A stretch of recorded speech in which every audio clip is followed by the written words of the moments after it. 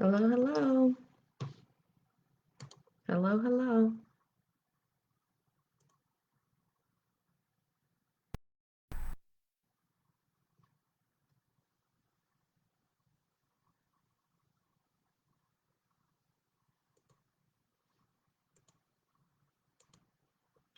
I'm go share this on Facebook.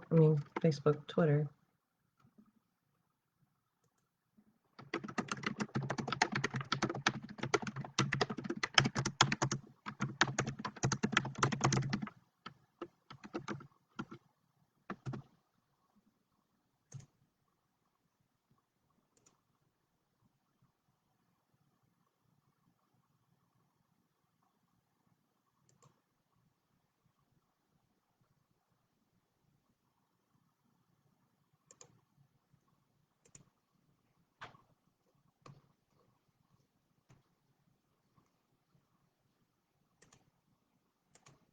Hello, hello. Welcome in, welcome in.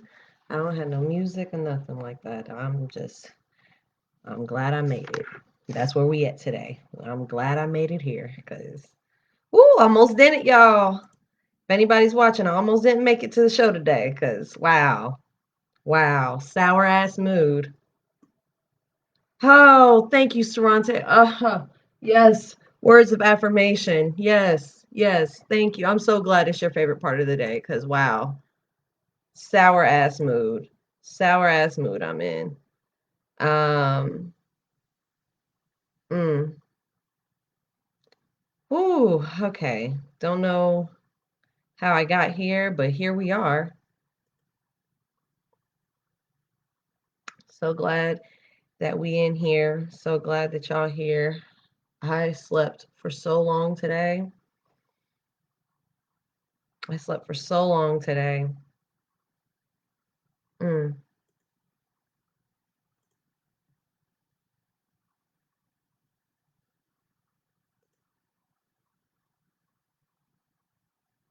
Yeah, we gotta have some good vibes. We gotta have some good vibes. I totally agree. All right, now that I've shared that everywhere, let me get back here. Gonna have some good vibes today. Vibey vibes, vibey vibes. And oh, I can feel a lot of negativity coming my way. I think a lot of it has to do with that tweet. I don't regret it. I just hate that it went freaking viral and it was such a hot take, not what I like deeply believe. And I'm like somebody made a post about it criticizing what I said and I'm just like, oh, it's annoying. It's annoying and I already know that eventually I'm going to get hit with this you. I try to say something kind about Shonda. I'm just going to be like, this you? You remember when you said this?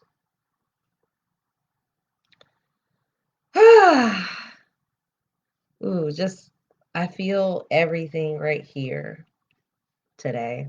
Feel everything right here today. So I'm glad I made it because I almost didn't. And I'm gonna give it a couple more minutes before we get started. I'm gonna give it a couple more minutes before we get started. Gotta get my energy back up. I did the sleep thing. I probably should do the eating thing.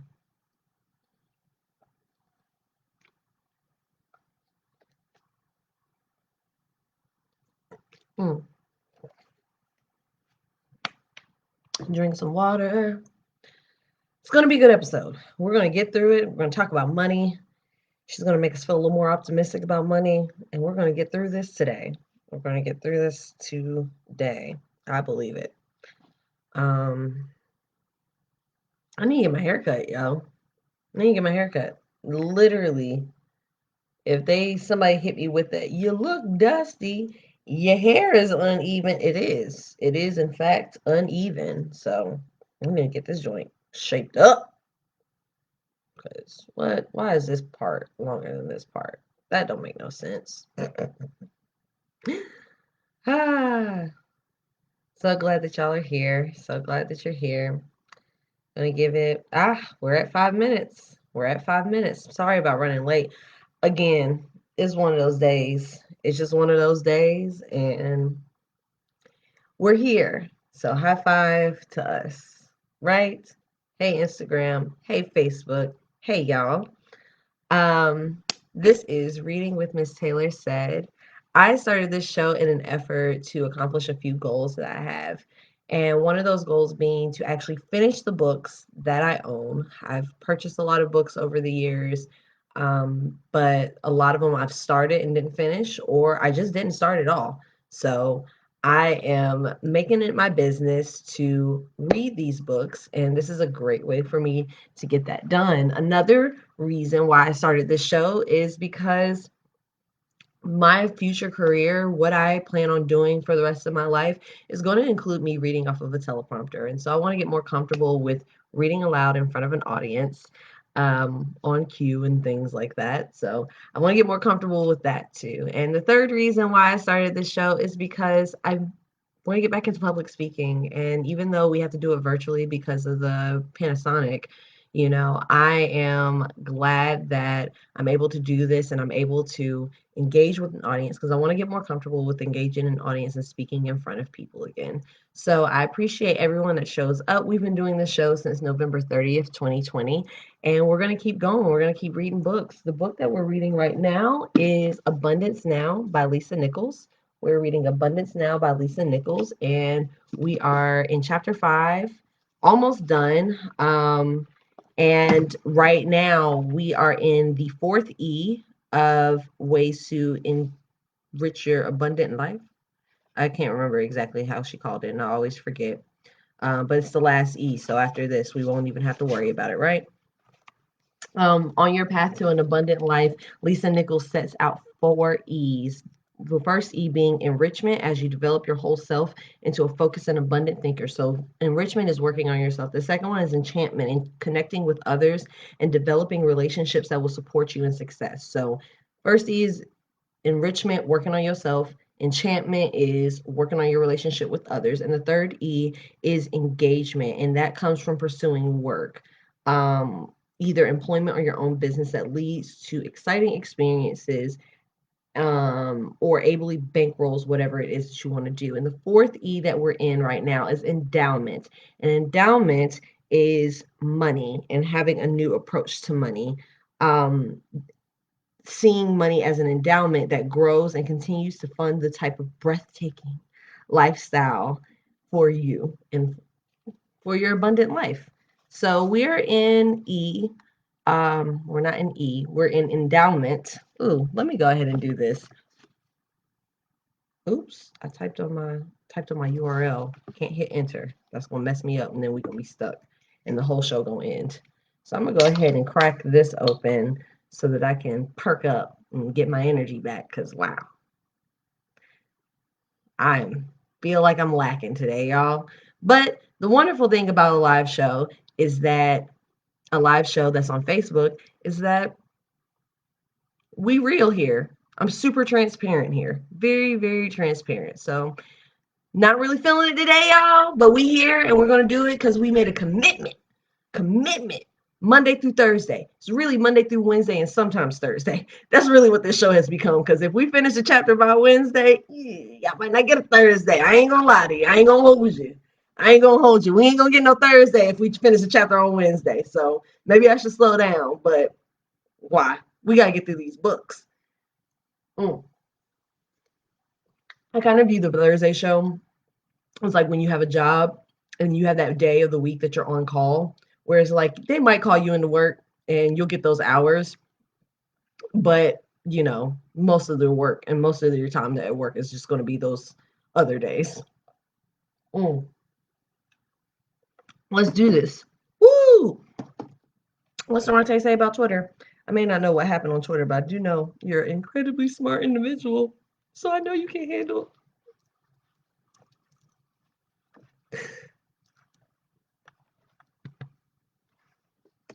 Thanks, bruh. Thanks, bruh. All right, let's get into this book. Shoot. So yesterday, the last thing we talked about is changing your behaviors through affirmations. And so instead of saying, actually, No, today we're talking about changing your behavior through affirmations. So, the first section that we're going to go into is change your behavior through affirmations. Yesterday, we ended with an exercise where you go through the cultural, economic,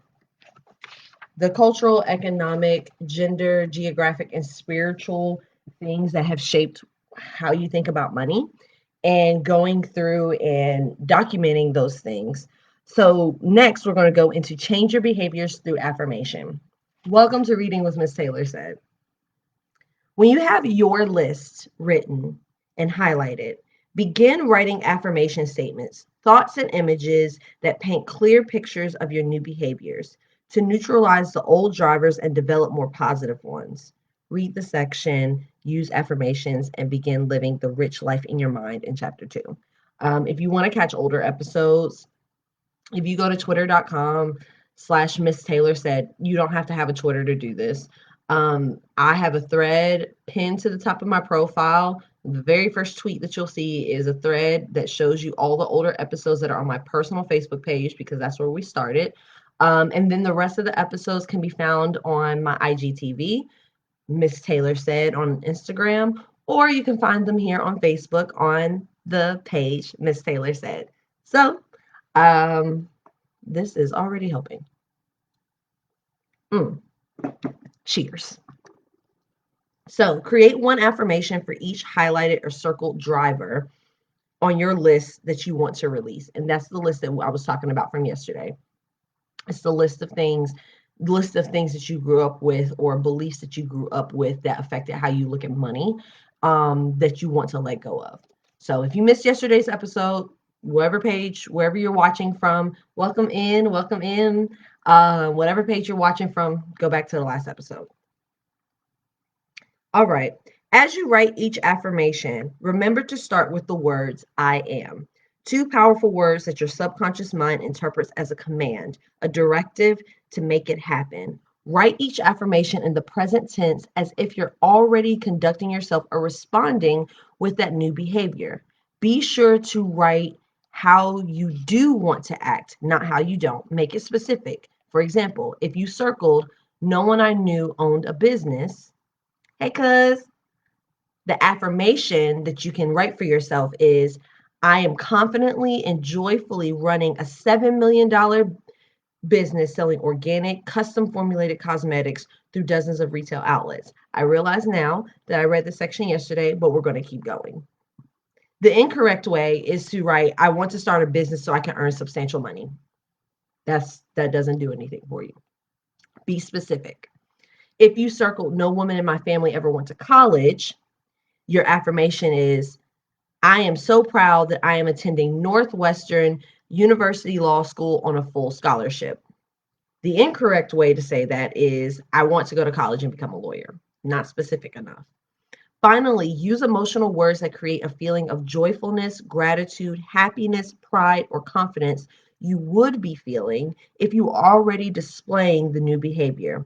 By far, this is the most powerful aspect of using affirmations to change your thoughts around money.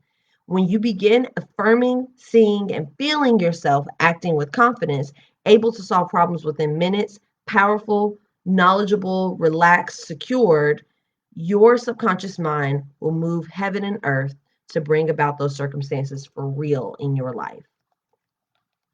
So, the next section is called Diagnose the Problem, Resolve It, and Move On to Your Abundant New Life. This is probably going to be another Step on Taylor's Toes section, because, that's what this whole book is. We're reading Abundance Now by Lisa Nichols, co-authored by Janet Switzer. I always forget to add Janet's name in there, but she in here too. As you strive to strengthen your relationship with money and change your money blueprint, you may have to walk through a painful reality. You may get uncomfortable. You may become soberly aware that the cycle you are in financially happened because you had a subconscious commitment to it. Told y'all. You have to be committed to fixing it, even if it gets painful. You have to be committed to your own breakthrough so you can move on and work towards something more positive, your exciting and abundant new life. When I was jet skiing with my family a few years ago, I fell and broke my leg in 3 places. Yes, I'm that talented person who can actually break bones on the water. I remember going to the emergency room with my ankle turned sideways and my leg in excruciating pain. The doctor took one look at it and said, Lisa, we can heal it, but it's going to hurt. I have to crack it back in place. Can we all say ouch together? Whew. I remember when Callie used to do that on Grey's Anatomy. I miss those episodes. Just as I had to do with my broken leg, you're going to have to crack a few of your own broken places back into alignment. It takes that discomfort, that temporary pain to set you up to heal so that you can have a more vibrant, healthier relationship with money to get to the next level and begin enjoying the financial prosperity that has been your birthright from the beginning. What are some of the painful moments you might have to heal from? Perhaps it's divorce due to money problems, a job loss that led to the loss of your home, or a failed business deal that depleted your life savings. Moving your money blueprint from the subconscious to the conscious and examining it may be challenging, but it's worth it. Then you can create a new one. Um, okay. Moment of transparency. Wow, that was rude. Didn't need that. Moment of transparency. Um, One of the biggest financial setback I've had in my adult life was when I failed out of college. I failed out of college the last in spring of 2013, and I depended on my financial aid to take care of my rent. And I didn't keep a job during school because I was focused on school, but really I was just focused on a relationship in reality. I was not focused on my money. Welcome in. We are reading Lisa Nichols' Abundance Now, and I am sharing a personal story based on the section we just read. Um, but when I lost my financial aid from school, I started to work, but I worked at a failing restaurant. And I didn't know it was going to be a failing restaurant because I had never worked in a restaurant before. I worked in a failing restaurant, barely made any money. I was a hostess and then I became a server, but none of it was enough for me to pay my rent. So eventually got behind, got evicted, um, and I was offered help, but I didn't want to take it because I was afraid of something being held over my head. Um, and it was just a painful time because I was very desperate. I was selling things. I was trying to sell things. I spent so much time going back and forth to a pawn shop trying to figure out like how to get the money and stuff like that. And it was rough. It was rough and it still affects me now. It still affects how I look at money, how I look at situations now. Even right now, like how I'm looking at my own situation. I'm like, I don't want to be 21-year-old Taylor that's freaking out and not knowing how to handle it because I came from a background of people who also were not prepared or taught how to deal with money in a healthy or have a healthy relationship with money and came from a scarcity mindset. Like I was raised with a scarcity mindset and I became an adult with a scarcity mindset. And it is still something that like I'm chipping away at it, but damn it if it ain't taking forever. Damn it if it ain't taking forever for me to chip away at it because it almost like I don't know if anybody else experiences this, with us. I mean, it seems like the people that come in here, we ain't balling out of control or nothing like that. And we don't come from parents that were balling out of control. But I feel it like right here at the front of my head, like that fear will just sit there right there at the front of my head. Like it feels like you're going to get in trouble, right? When bill collectors call and stuff like that, it feels like you're going to be in trouble and like somebody's about to come get you and take your whole life away. And I mean, because when you get evicted, that's what it feels like. It feels like your whole life gets taken away from you and you have to box it up and just figure it out. And that's how I ended up living where I lived for the 5 years before I lived here, in the shitty situation that I was in before I lived here. We don't have to go into that, but if you follow me on Facebook, you already know what I'm talking about. And yeah, But it's like, it was like the worst possible outcome. Not the worst possible, because the worst possible outcome would be being on the street. But the worst possible outcome for me at that time was ended up having to live with somebody that I didn't want to live with, that I wasn't prepared to live with, and then it just being a terrible situation, a terrible living situation for a long time before I could get out on my own. So let's continue so that we can keep chiseling away at that scarcity mindset, keep chiseling away at those painful memories and those painful money associations. Okay, y'all? We're going to get through this. If you're just now joining us, we are reading Lisa Nichols' Abundance Now. We're reading Lisa Nichols' Abundance Now. So feelings of remorse, anger, and betrayal are normal when you look at your past. Look at what I was just talking about and what we're about to talk into. So if she gets too real, I ain't gonna hold you. I'm in one of them spots. I'm in one of them spots where y'all might see a little, something happening with my eyes. Ignore it. Move on. You know, we gonna get through this. I'm gonna get through this. Right, boom, boom, yes. All right. One thing I will caution you about: as you catalog your childhood memories and begin to write affirmations to change them, feelings of hurt and anger will likely surface. You may feel that your parents did to you what your parents did to you has kept you from the life of abundance you deserve. There it goes. While appreciate it. While you may love your parents, who, by the way, did the best they could with the knowledge and upbringing they had, you may also feel betrayed. Okay? Ooh, ooh, because the feeling that brings you is, why would you bring people into this world when you ain't have shit to give them? That's the feeling that it gives you. Why would you go lay up and bring people into this world and you ain't have shit to give them? Ooh, ooh. Ah. Let's keep going. You may also feel remorse or anger at yourself that you haven't yet created the life you want. Ooh, y'all, I actually am. I actually might cry. Um, ooh, shit. Ooh, shit. I didn't mean for that to happen. Mm, but she talking some real shit. Okay. Ooh, ooh. Mm, okay. Um, a feeling. Hold on, y'all. Oh shit. I don't want to keep reading. This shit is tough. Ooh, fuck this chapter, yo. um, mm, mm. Oh shit, yo.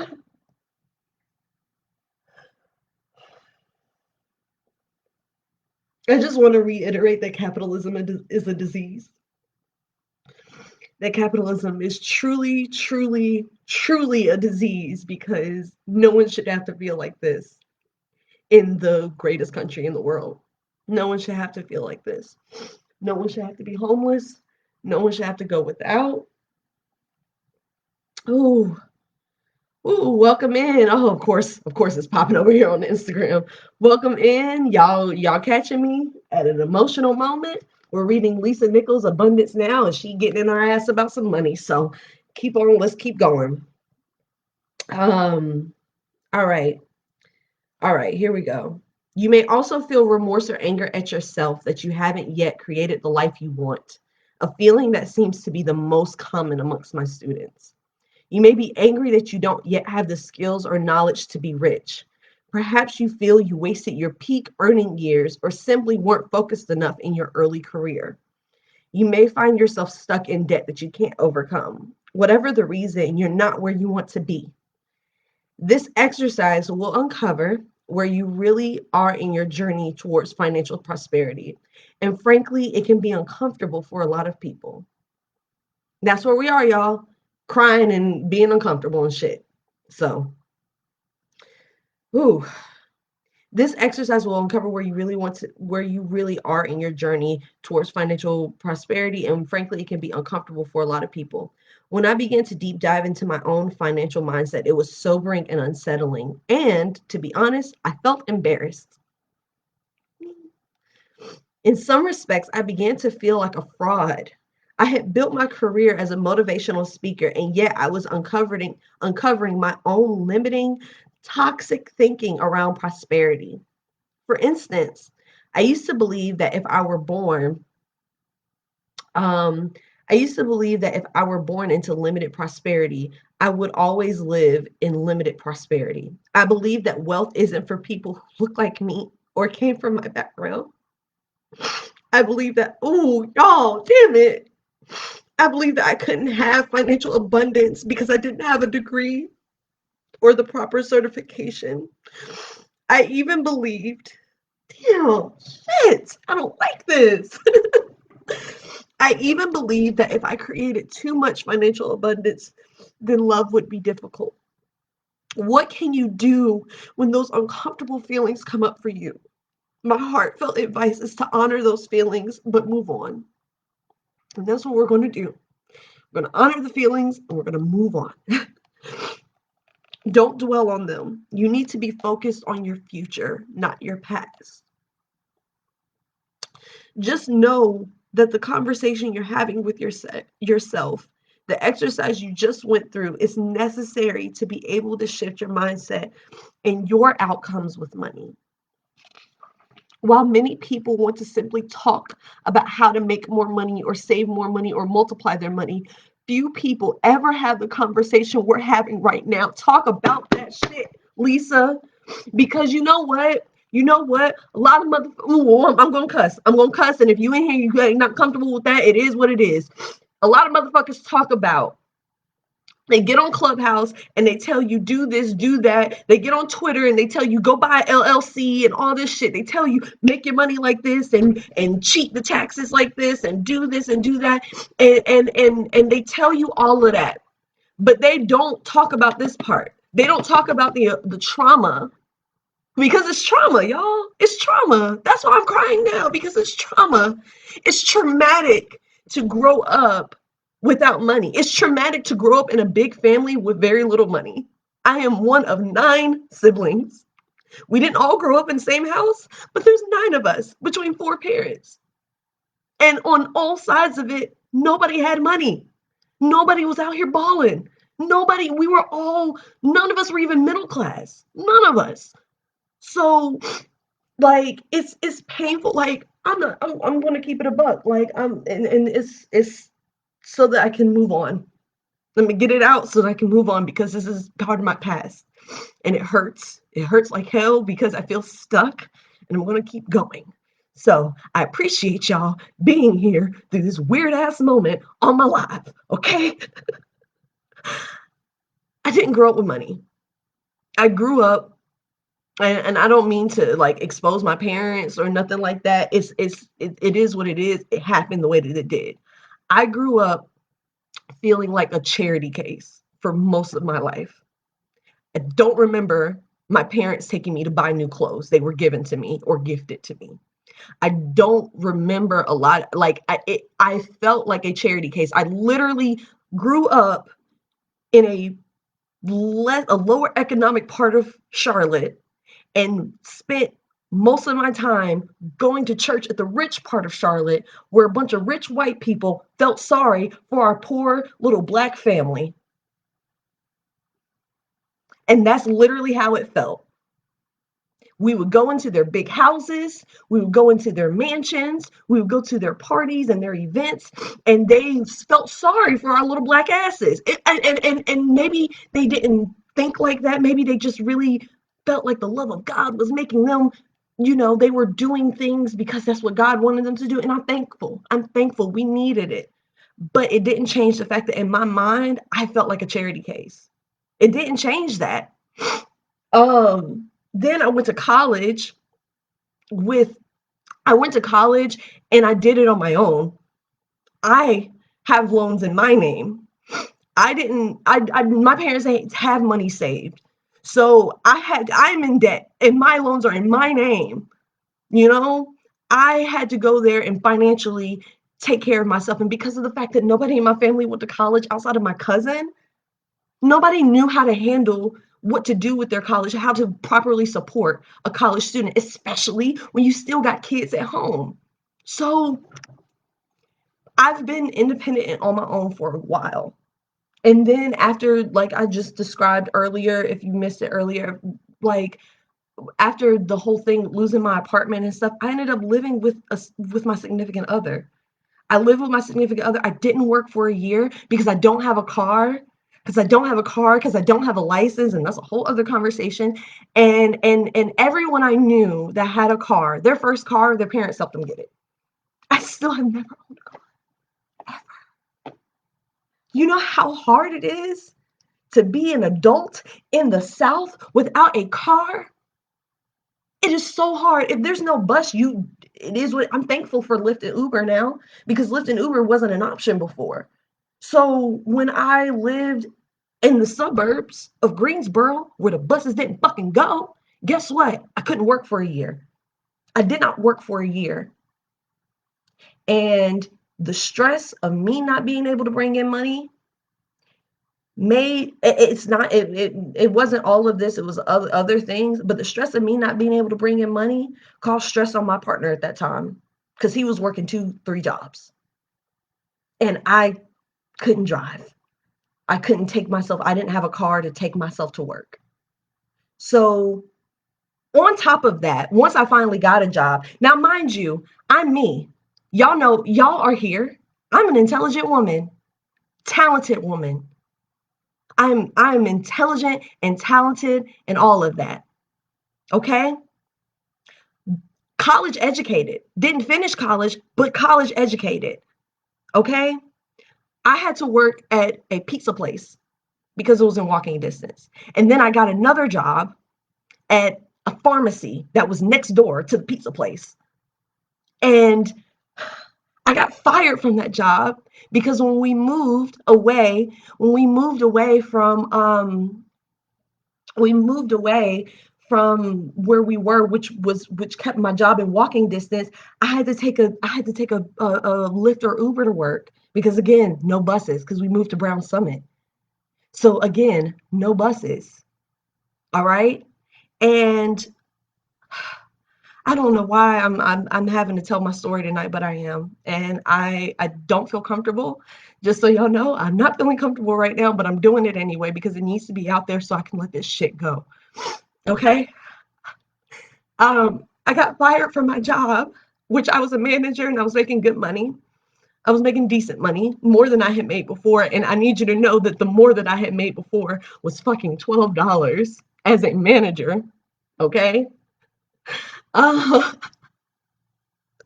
and um and I got fired because I was late too many times to work. The reasons why I was late, it was different reasons. Part of it was because I was depending on Ubers and Lyfts to get me to work.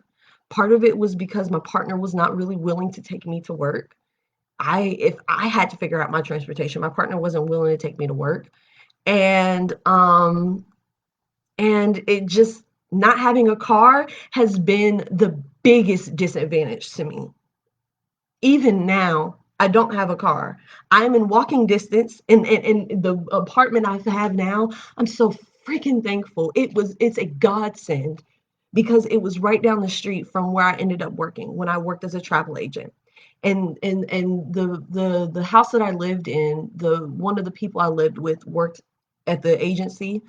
And when I got fired from my job, I was able to have a better job, an office job, moved out of retail and food 2 weeks later.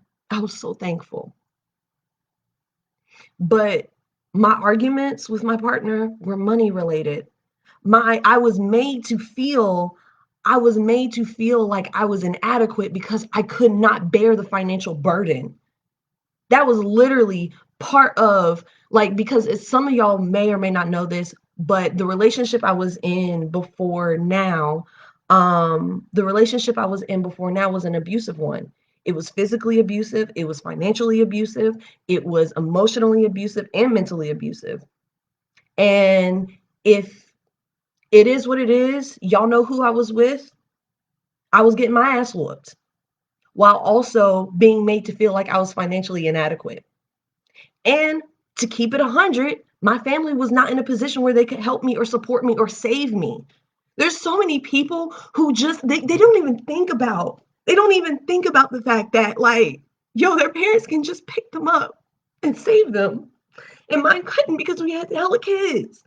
And they had everything going on. And then, like, again, I'm telling a lot of business, but it is what it is. I need to get it out, and it is what it is. I'm sorry, y'all. This sucks. This sucks right now. Cause, like, I'm in here by myself and I see y'all's comments and I'm so thankful and I appreciate y'all, but this shit sucks right now. Um, it has been a very, very deep hole. And I'm in so much debt because of school, because of getting credit cards to try to make up for shit and not being taught about how to deal with those things, because guess what? My parents didn't deal with it. My mom had a kid as a teenager and then had other kids and was married. She didn't know how to deal with that. My dad was my dad got married young and has been married multiple times and has 6 kids. My dad has 6 kids. My mom has 5 kids. What the hell were they supposed to do?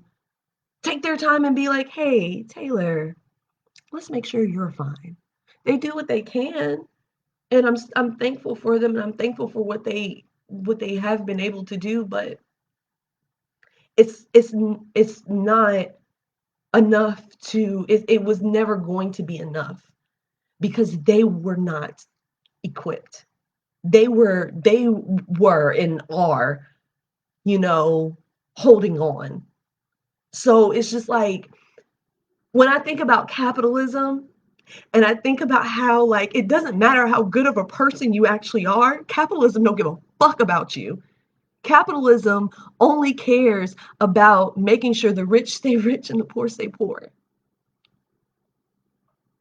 And so, as someone who's been a victim of capitalism, it is hard to read things like this. It is hard to get through shit like this. And I knew that this chapter was going to hurt. I didn't know it was going to hurt this bad.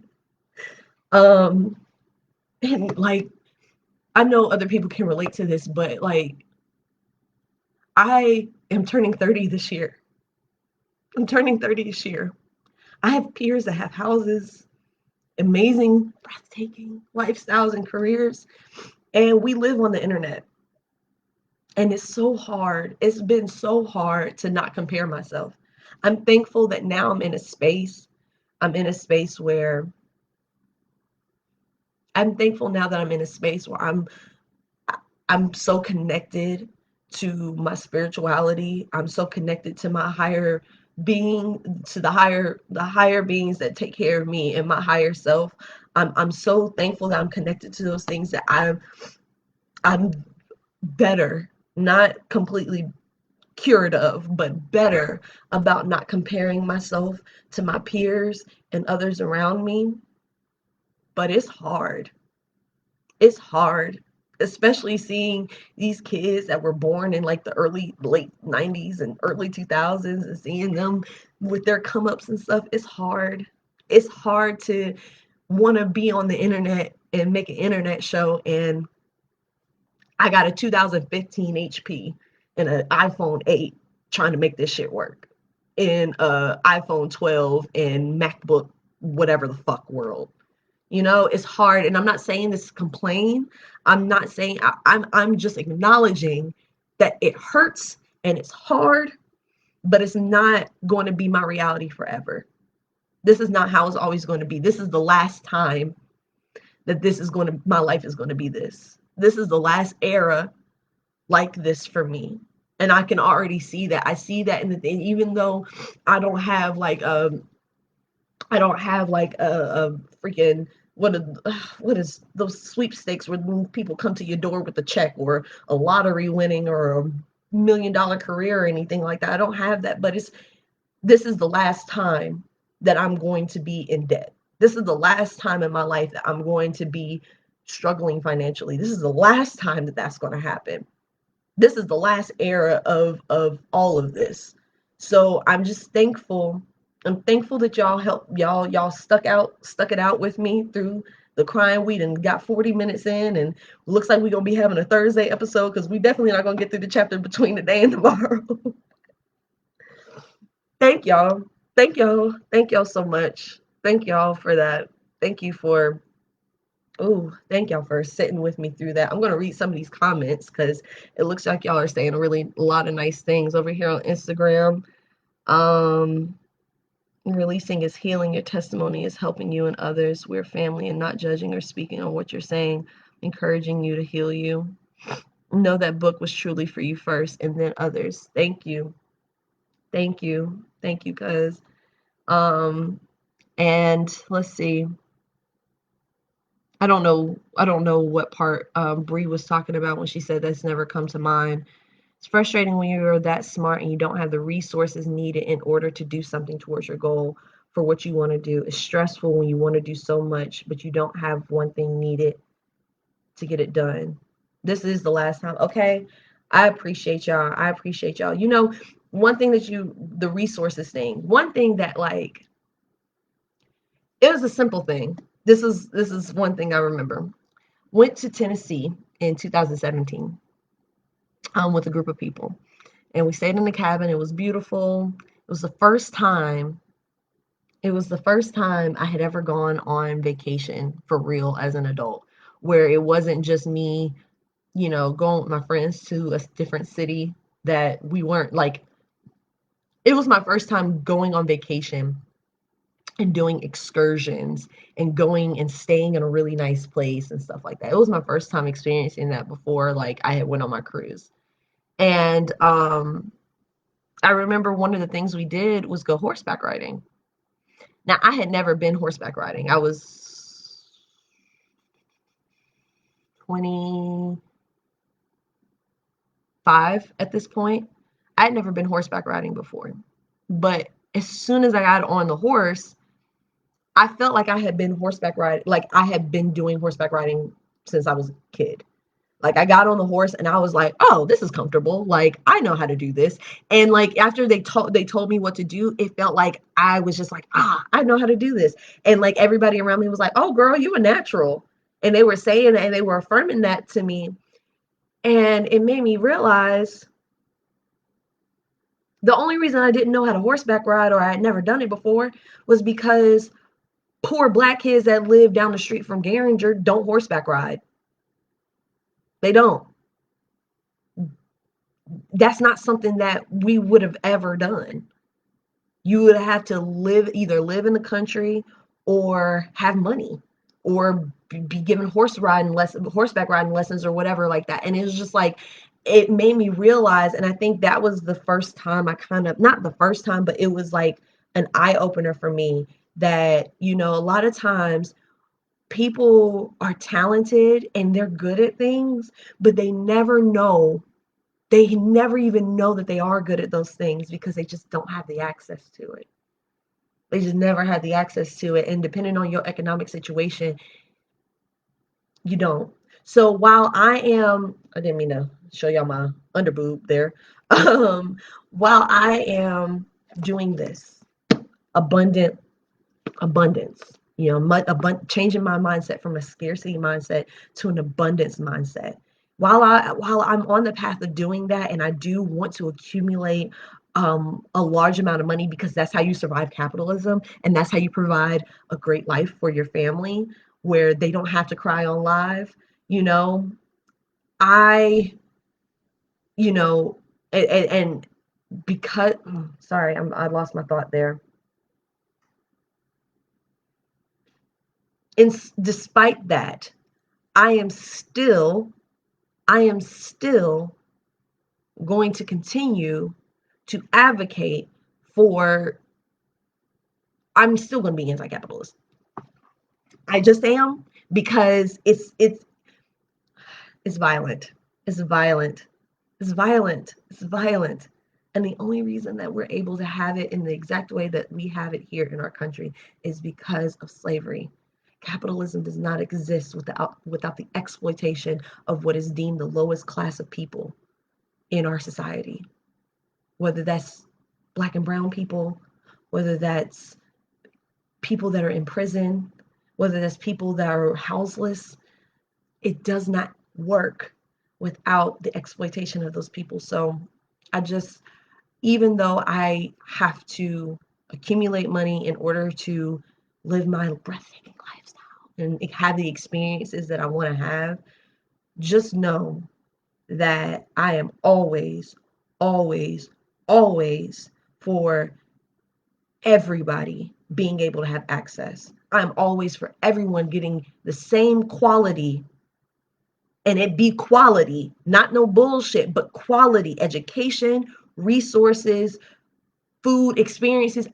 Everybody should have. The kid that lives in the projects in New York should be able to have the same experiences as some kid that lives in Beverly Hills. And it's just like, because for one, kids ain't asked to be here, and two, like,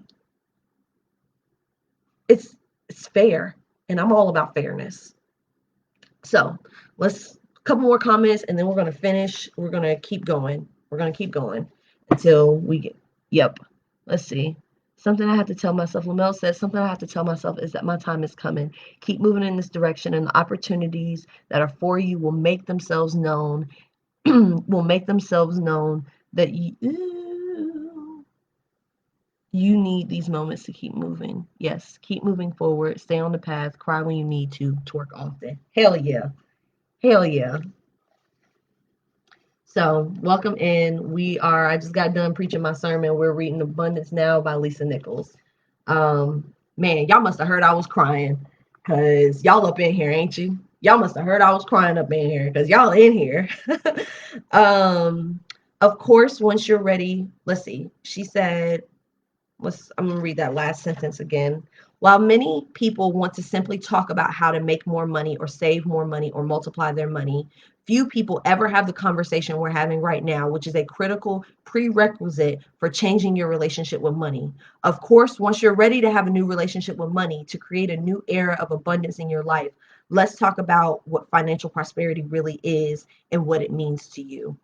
So the next section is called Create a New Definition of Financial Success.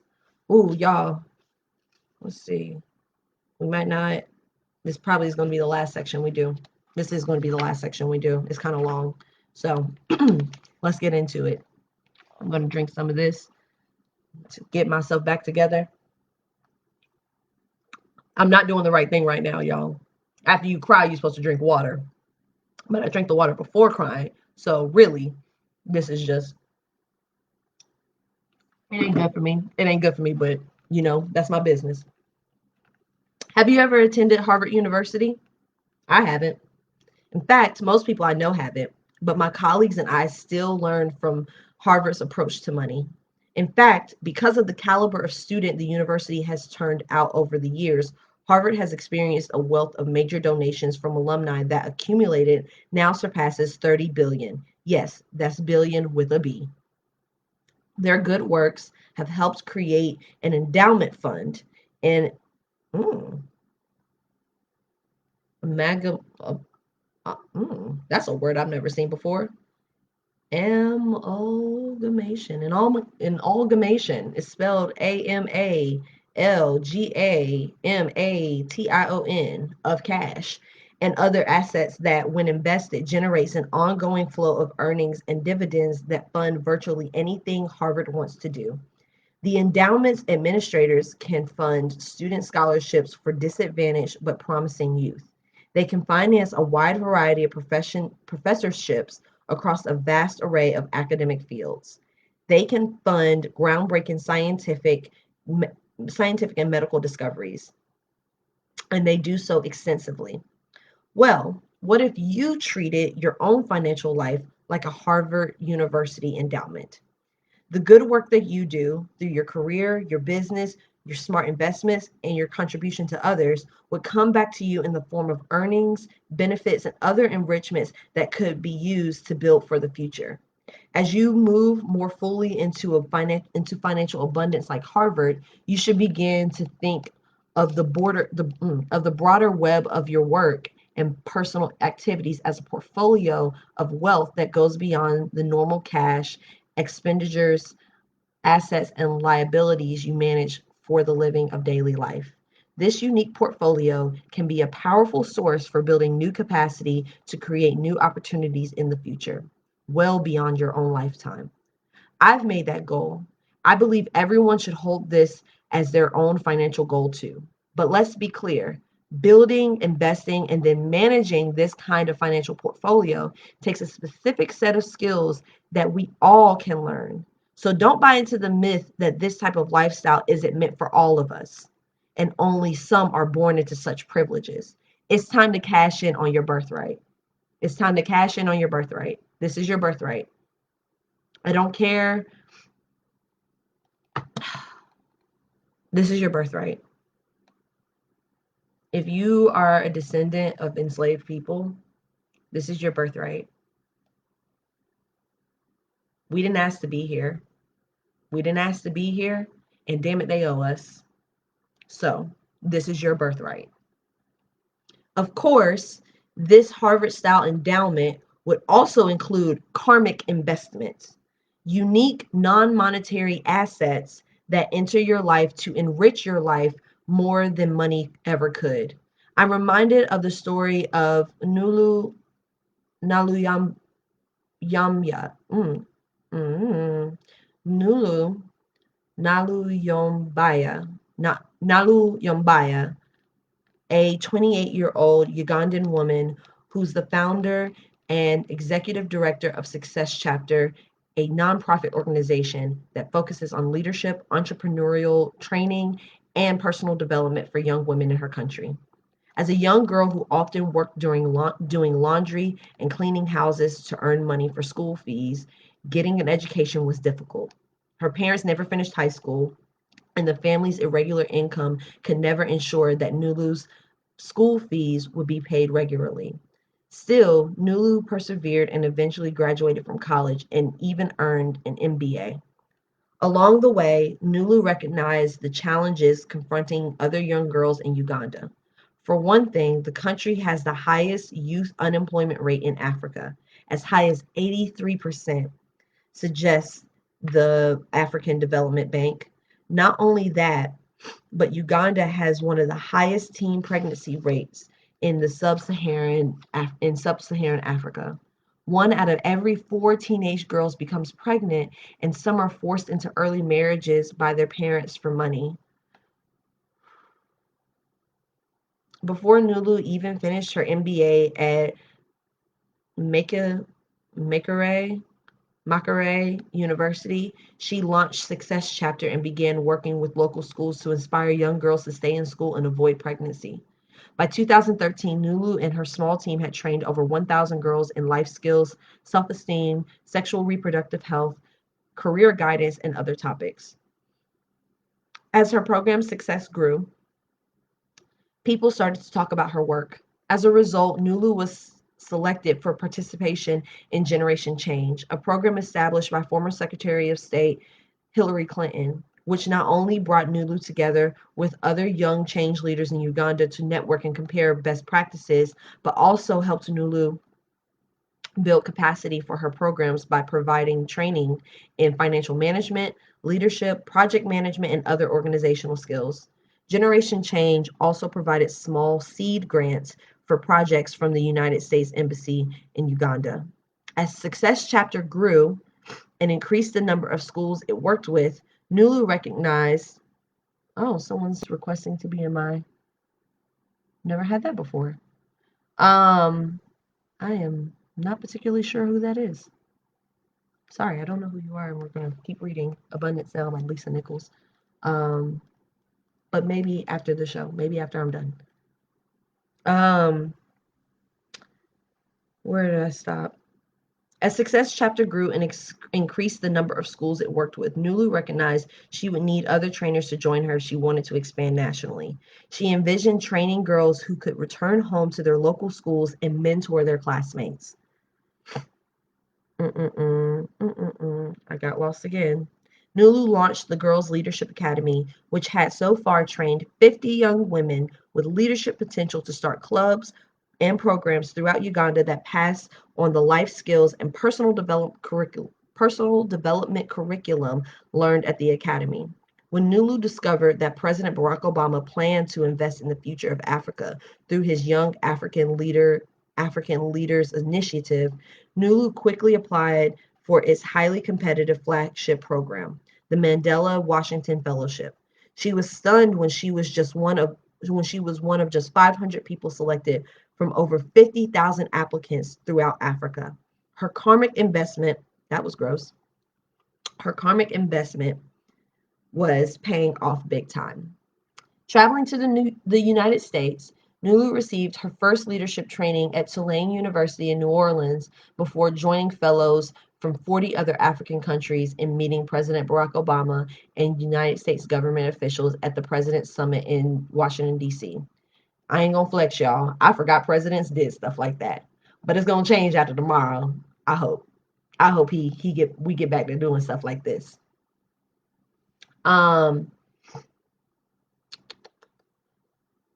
while there, while there, Nulu was selected as one of just 100 fellows invited to stay in the United States for a 14-week internship to gain further networking opportunities, leadership skills, and management training.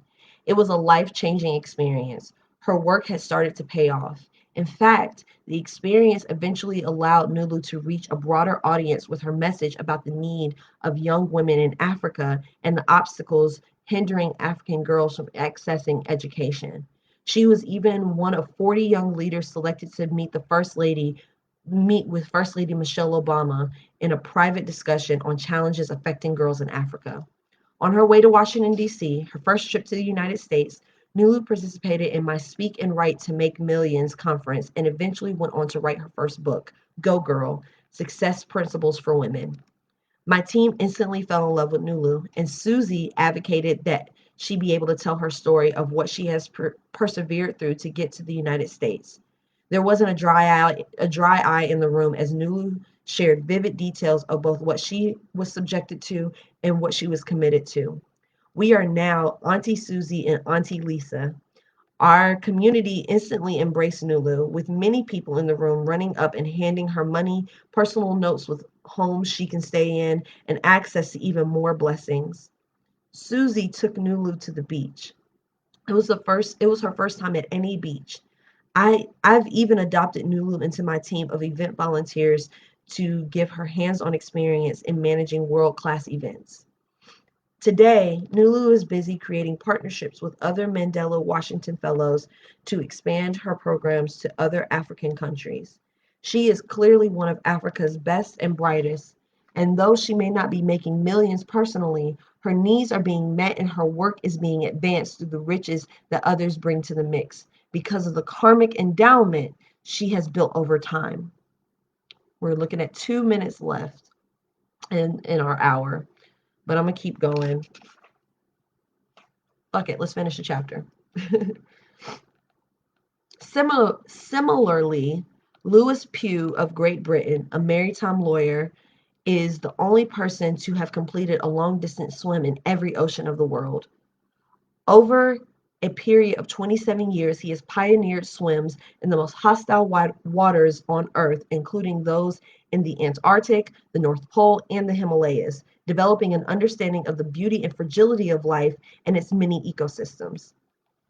Millions have viewed his talks at TED Global, and he campaigns tirelessly for the creation of marine protected areas and changes to the legal framework governing oceans.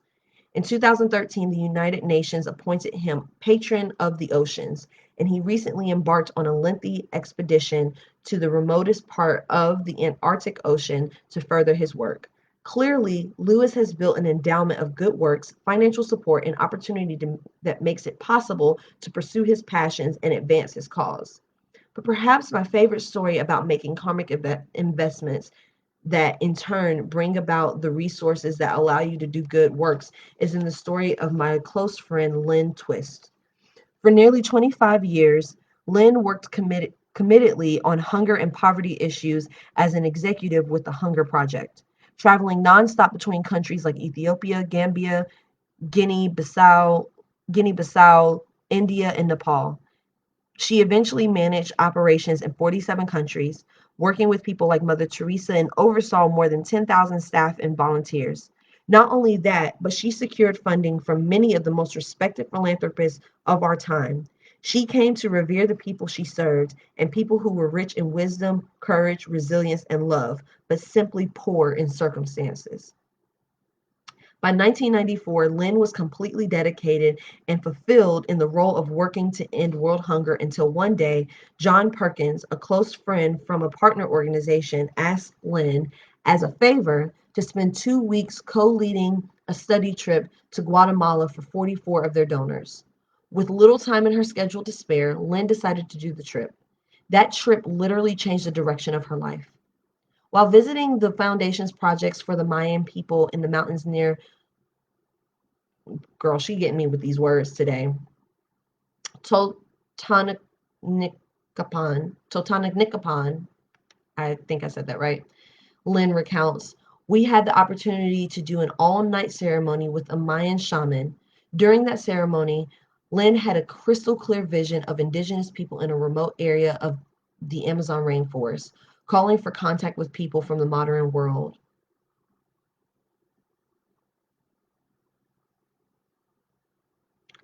Y'all keep sleeping on this spiritual stuff and keep sleeping. Keep sleeping. Keep sleeping. We'll all wake up soon. Startled by this vision, Lynn shared it with her friend John, who had just returned from working in the Amazon. He told Lynn about the Achuar people who lived in a remote region of the Ecuadorian rainforest, people who had almost no contact with the outside world. They had become aware through their dreams and visions that danger would eventually come to their territory. They wanted to reach out and create modern world friends who would educate them, be their contacts with the outside world, and act as allies in navigating the modern world's greed for oil and other minerals beneath their forests. Whew, that upsets me. Though Lynn was moved by her vision and by John's urgency that they respond to the call of the indigenous people, she had no intention of becoming the messenger the Achuar people were asking for. Still, she began to be troubled by continuing and vivid dreams of plaintive faces crying out from the rainforest. Over the next 2 years, Lynn repeatedly saw the faces in meetings, on airplanes, with her eyes open, and while she was driving. She was haunted and terrified by these visions. Not only that, but her friend John, who'd been with Lynn and the shaman on that fateful day in Totonicapon, had experienced similar visions and eventually traveled to meet with the reclusive Achuar people who pleaded with him. Come now. Bring 12 people from the modern world, they said. People with open hearts who have a global voice, people who know the rainforest is critical to the future of life and who understand that indigenous wisdom may be critical to the survival of the human race. Reluctantly, Lynn traveled to meet the Achuar and finally comprehended the profound message they had to share. In 1996, Lynn and her husband Bill co-founded Pacha, the Pachahama Alliance, a nonprofit organization whose mission is not only to empower indigenous people of the Amazon rainforest in preserving their lands and culture, but also to use insights gained from the work to educate people in developed countries in fostering a thriving, just, and sustainable world. Because of the karmic investments Lynn has made throughout her career, the opportunities, resources, and connections she needs to carry out her mission simply appear. She consults with many of the most notable companies and institutions in the world, including the Red Cross, Amnesty International, the Sierra Club, Microsoft, Procter and Gamble, Charles Schwab, the Stanford Business School, the MIT Sloan School of Management, and Harvard University. Additionally, she's received countless opportunities to work as an advisor and presenter to prestigious organizations, including the Desmond Tutu Foundation, the United Nations Beijing Women's Conference, and the Alliance for a New Humanity Conference with Deepak Chopra and the Nobel's Women's Initiative. I am so sorry if I'm mispronouncing anything. An initiative of 6 women, Nobel Peace Laureates, who work together to end violence against women and girls. I am constantly in awe of Lynn's service to humanity. Each time I chat with her or share a meal, then dance the night away with her, just being in her presence inspires me to want to do more, to be more, and to become a better citizen of the world. What about you? What career, passion pursuits, charitable works, or valuable connections could you add to your financial nest egg to create a Harvard style endowment that supported anything that you wanted to do? If you've been waiting for someone to define a lifestyle that this for you, you and I are probably speaking the same language. But if you find the idea hard to believe, difficult to digest, and a stretch to imagine in your life, realize that we've been placed in each other's lives for a reason. And discovering this new way of thinking and living just might be it. I don't think that we could end on a better note. Um, I am so gracious and thankful to everybody that has shown up and popped into the live tonight. This was a rough one. Like yesterday was rough, but today was really rough. Thank you for watching. Thank you for being here. Um, it looks like I have a request over here on IG. So if you're not following me on Instagram, my Instagram is MissTaylorSaid, MissTaylorSaid. I hope that y'all have a wonderful night over here on Facebook. I'm gonna go see what they talking about over here, and I'll see y'all tomorrow at 6. Bye.